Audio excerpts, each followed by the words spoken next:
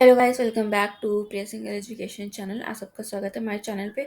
आज की वीडियो में देखेंगे कि नेहरू और बोस दोनों में से कौन था इंडिया का फर्स्ट प्राइम मिनिस्टर। ये अभी भी रिसेंटली कंट्रोवर्सी आई जो कंगना रनौत जो एक्ट्रेस उन्होंने दी है। जैसा कि आप सबको पता है, कंगना रनौत जो है वो मंडी से हमारी सांसद की पोस्ट के लिए चुनाव लड़ेंगी बीजेपी पार्टी से। तो उन्होंने एक बयान दिया था रिसेंट इंटरव्यू में। जो सुभाष चंद्र बोस है वो इंडिया के पहले प्राइम मिनिस्टर ना कि जवाहरलाल नेहरू। ये इनकी इस बात को लेके कि उनको बहुत ज़्यादा क्रिटिसाइज़ किया जा रहा है। उन्होंने इसी बात को लेके उन्होंने 1940 एक उन्होंने ट्वीट किया था 1943 में। एक एविडेंस है उनकी बात को लेके कि जो उन्होंने बात बोली है कि जो सुभाष चंद्र बोस है वो प्राइम मिनिस्टर थे या नहीं। क्या चीज़ है, the government form by the Netaji. जो गवर्नमेंट फॉर्म की गई थी नेताजी के द्वारा, सुभाष चंद्र बोस जो है वो प्रोक्लेम करते formation of government of Azad Hind यानी फ्री इंडिया, जो उन्होंने सिंगापुर में अक्टूबर 21 1943 में की थी।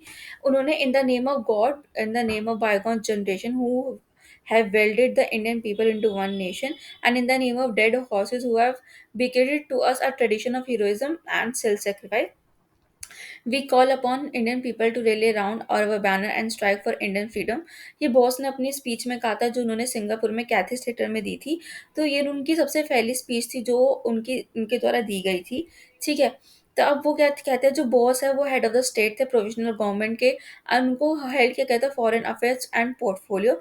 जो एसी चटर्जी हैं उनको इंचार्ज दिया था फाइनेंस का। एस ईयर को बनाया गया था minister of publicity and propaganda. Lakshmi Swaminathan जो थी उनको मिनिस्टर वुमेन अफेयर्स दी गई थी। ठीक है। जो नंबर ऑफ जो ऑफिस थे बॉस आज़ाद हिंद फौज के, वो ऑल्सो गिवन ऐसे उनको कैबिनेट का दर्जा दिया गया था। ठीक है। जो एक्सटेंट ऑफ आज़ाद हिंद फौज गवर्नमेंट थी वो प्रोक्लेम करती थी authority of all ever Indian civilian and military personnel in British south Asia colonies. जो पहले बेसिकली आपको बर्मा, सिंगापुर और मलाया था, जो कि बाद में फॉल किया था इनटू जापानीज हैंड ड्यूरिंग जो आपकी वर्ल्ड वॉर सेकेंड हुई थी उस चक्कर में। जी जो क्लेम करते हैं वो authority all over Indian territory है, जो कि बाद में टेकन जापानीज फोर्सेस ने ले लिया गया। बॉस की जो आज़ाद हिंद फौज थी वो ब्रिटिश द्वारा अटैक कर दी गई थी। ठीक है। What is the link between Andaman and Nicobar, इसका अंडमान और निकोबार आइलैंड से क्या लिंक है। एक लेजिटिमेसी है जो गवर्नमेंट की है, जो चार्ल्स दे गोले जो हेल्ड डिक्लेयर करते थे sovereignty over some island in the Atlantic for free French.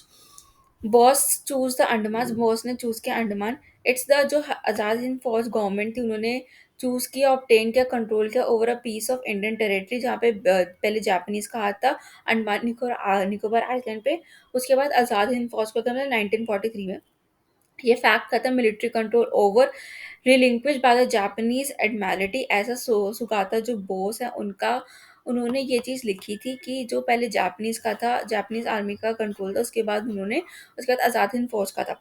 जो गवर्नमेंट थी उसके पास ऑल्सो उन्होंने सिटीजनशिप बांटी थी लोगों में साउथ ईस्ट एशिया में। अकॉर्डिंग टू सुगाता बॉस, उन्होंने कम से कम 30,000 लोगों को ये जो चीज़ थी, जो आपकी सिटीजनशिप थी वो दी थी। What why was the government recognised by other, मतलब ये जो गवर्नमेंट थी वो अदर कंट्रीज ने रिक्वेस्ट की थी। डिप्लोमेटिकली जो बॉस की गवर्नमेंट थी वो रिकॉग्नाइज की गई थी एक्सेस पावर और सैटेलाइट के लिए, जैसे Germany, Japan, Italy, as well as Nazi the Japanese puppet states जैसे Croatia, China, Thailand, Burma, Manchurian, Philippines, इन लोगों ने की थी। इसकी फॉर्मेशन के बाद ही ब्रिटिश और यूनाइटेड स्टेट के बीच में आपकी वॉर हो गई थी, यानी आपकी सेकेंड वॉर जो वॉर थी वो शुरू हो गई थी। तो क्या हम कह सकते हैं जो बोस थे वो first prime minister of India थे। कुछ प्रोविजनल गवर्नमेंट सेटअप करने के बाद, गवर्नमेंट इन एग्जाइल करने के बाद, long way of resistance movement करने के बाद उनको थोड़ी सी पॉलिटिकली लेजिटिमेसी गेन हुई थी। For example central Tibetan administration Dharamshala, उनका जो पर्पस था वो बेसिकली था चैलेंज करना Chinese occupation of threat Tibet को लेके। एक उन्होंने एक पैरेलल गवर्नमेंट रन करी थी जो क्लेम करती थी, रिप्रेजेंट करती थी, जो विल करती थी तिब्बत पीपल को। सीटीए जो कीप करती थी फ्लेम ऑफ रेजिस्टेंस, जो वहाँ की जो रेजिस्टेंस बर्निंग थी उसको क्लेम करती थी। ठीक है। तो ये सब चीज़ें उन्होंने करी थी अपने टाइम पे। अब जो सिमिलरली 1943 के प्रोविजनल गवर्नमेंट के टाइम पे ऐसा कुछ भी ऐसा सिंबॉलिक नहीं हुआ। Act of defence against British rule in India हुआ था।